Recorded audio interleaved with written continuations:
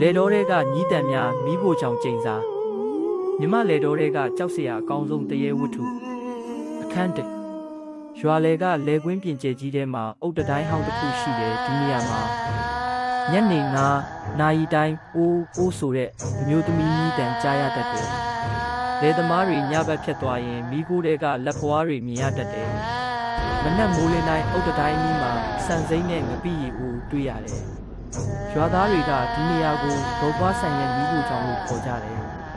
အခန်းနှစ်ပျောက်ဆုံးသောလေသမား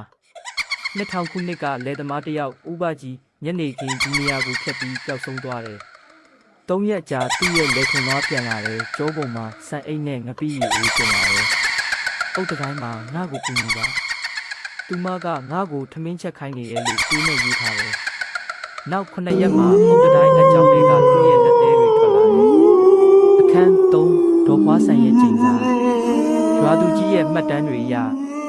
1990ဒီမိဖို့ချောင်းမှာမီရှိုးတင်တယ်တေချာမီမှာဆိုပြီးချက်ပေးမဲ့သူတွေလိုကျိန်ဆိုခဲ့တယ်